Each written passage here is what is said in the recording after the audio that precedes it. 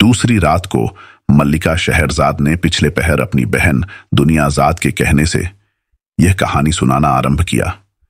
पुराने जमाने में तातार देश के समीपवर्ती नगर काशगर में एक दर्जी था जो अपनी दुकान में बैठकर कपड़े सीता था।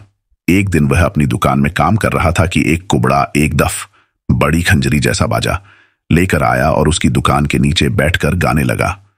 दर्जी उसका गाना सुनकर बहुत खुश हुआ।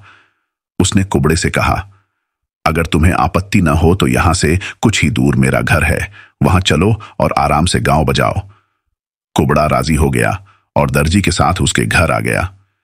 घर पहुंचकर दर्जी ने हाथ मुंह धोया और रूपवती पत्नी से, जिसे वह बहुत प्यार करता था, बोला कि मैं इस आदमी को लाया हूं ताकि तुम्हें इसका सुंदर गायन सुना पाऊं। उसने यह भी कहा कि यह मेरे साथ खाना भी खाएगा। पत्नी ने थोड़ी ही देर में स्वादिष्ट भोजन बनाकर परोस दिया। फिर वे दोनों भोजन करने लगे और कुबड़े को भी अपने साथ बिठा लिया। दर्जी की पत्नी ने मछली बनाई थी और बड़ी स्वादिष्ट बनाई थी। कुबड़ा लालच के मारे कांटा निकाले बगैर ही मछली का एक बड़ा टुकड़ा खा गया। टुकड़े का एक बड़ा कांटा उसके गले में ऐसा चुभा कि वह दर्द के मारे तड़पने लगा। कुछ ही देर में उसकी सांस रुकने लगी। दर्जी और उसकी पत्नी ने बहुत कोशिश की कि उसके गले से कांटा निकले, किंतु कोई उपाय सफल न हुआ। दर्जी बहुत घबराया कि कोतवाल को पता चलेगा तो हत्या के अभियोग में मुझे पकड़ लिया जाएगा। अतएव वह कुबड़े को अचेतावस्था में उठाकर एक यहूदी हकीम के दरवाजे पर ले गया। उसे नीचे रखकर दर्जी ने दरवाजे पर ताली बजाई तो हकीम की नौकरानी ने दरवाजा खोला। दर्जी ने उसे 5 मुद्राएं देकर कहा कि वह अपने स्वामी से कहे कि शीघ्र ही आकर मेरे मित्र का उपचार करें। नौकरानी अपने मालिक को खबर करने ऊपरी मंजिल में गई और दर्जी ने फिर कुबड़े को देखा तो समझा कि वह मर गया है। उसने उसे उठाया और हकीम के दरवाजे के सहारे खड़ा कर दिया। इसके बाद वह चुपके से खिसक गया। हकीम नौकरानी से सारा हाल सुनकर जल्दी से नीचे आया। वह समझे हुए था कि पहली ही बार 5 मुद्राएं देने वाला आदमी जरूर अमीर होगा और इलाज में काफी पैसा खर्च करेगा। उसके हाथ में दिया भी था। उसने ज्यों ही दरवाजा खोला कि कुबड़ा गिरकर सीढ़ियों से लुढ़कता हुआ गली में आ गिरा।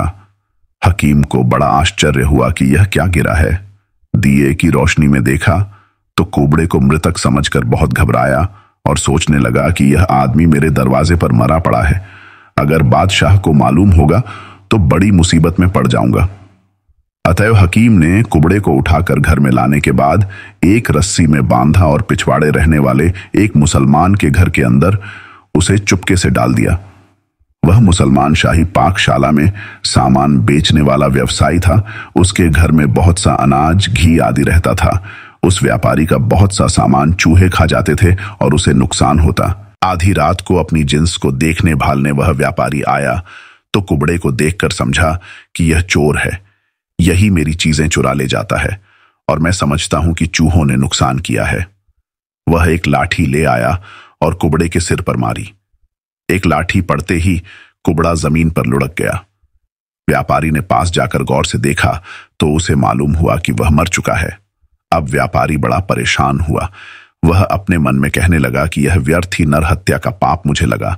क्या हर्ज था अगर थोड़ी जिन्स का नुकसान होता रहता और अब चोर को जान से मारने के अपराध में मुझे मृत्यु दंड दिया जाएगा। यह सोचकर वह मूर्छित हो गया। थोड़ी देर में होश आने पर वह अपने बचाव का उपाय सोचने लगा। फिर उसने कुबड़े के शरीर को उठाया और अंधेरे में बाजार में ले जाकर एक दुकान के दरवाजे के सहारे खड़ा कर दिया और अपने घर में जाकर सो रहा। कुछ ही देर में एक ईसाई उधर से निकला।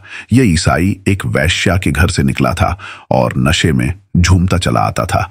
ऐसी ही दशा में उसका शरीर कुबड़े के शरीर से टकराया और कुबड़ा गिर गया। ईसाई ने समझा कि यह चोर है जो मुझे लूटने के इरादे से यहां खड़ा था। उसने उसे घूंसों से मारना शुरू किया और साथ ही ऊंचे स्वर में चिल्लाने लगा, चोर चोर। पास ही में सिपाही गश्त लगा रहे थे। वे चोर चोर की पुकार सुनकर दौड़े आए तो देखा कि एक मुसलमान नीचे पड़ा हुआ है और एक ईसाई उसे मार रहा है। सिपाहियों ने ईसाई से पूछा कि तुम इसे क्यों पीट रहे हो। उसने कहा कि यह चोर है, यहां चुपचाप खड़ा था ताकि अंधेरे में मेरी गर्दन दबाकर मुझे लूट ले।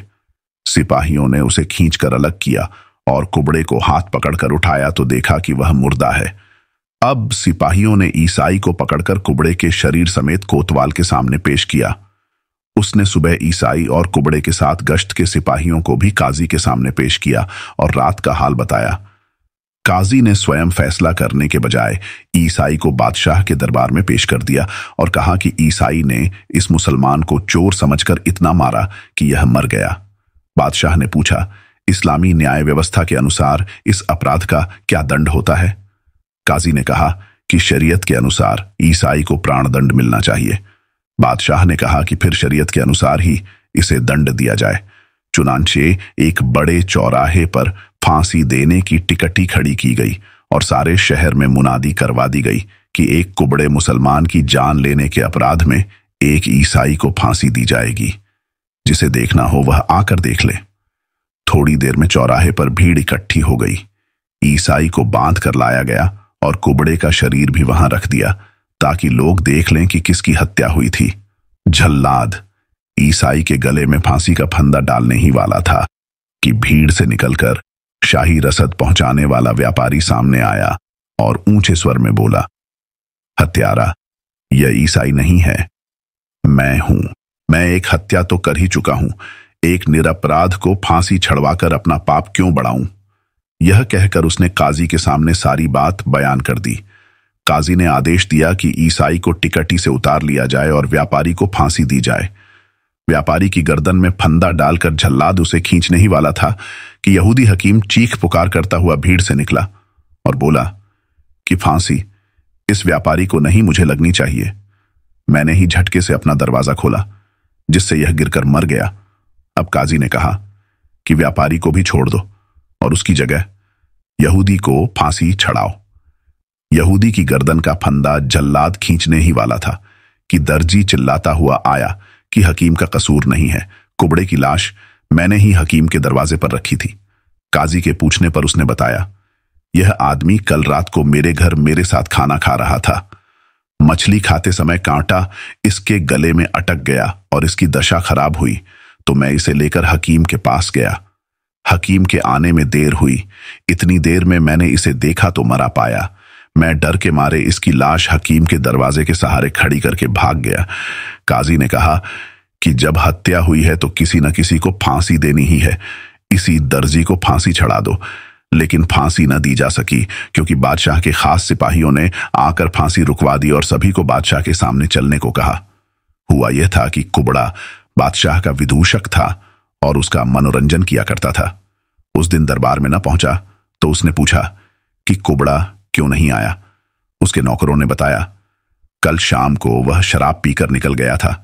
आज हमने उस चौराहे पर उसकी लाश देखी और वहीं काजी ने उसकी हत्या के अपराध पर एक ईसाई को फांसी चढ़ाने को कहा। एक अन्य व्यक्ति ने यह अपराध अपने सिर लिया। उसकी जगह भी फांसी पाने के लिए एक और व्यक्ति ने कहा। अंत में एक दर्जी ने यह जुर्म अपने सिर लिया और अब दर्जी को फांसी दी जाने वाली है। बादशाह ने चारों अभियुक्तों को अपने सामने बुलाया। उसकी समझ में किसी को फांसी नहीं मिलनी चाहिए थी, किंतु उसने उन सब का बयान लिया और यह बयान इतिहास पुस्तक में लिखने की आज्ञा देकर इन लोगों से बोला, तुम लोगों की कहानी बड़ी अजीब है। अगर तुम लोग एक एक कहानी इससे अधिक रुचिकर सुना दोगे तो तुम्हें प्राणदान दे दिया जाएगा, वरना प्राणदंड दिया जाएगा। सबसे पहले ईसाई ने कहा कि मुझे एक अति विचित्र कहानी आती है, अनुमति हो तो उसे सुनाऊं। बादशाह ने अनुमति दे दी और उसने सुनाना शुरू किया।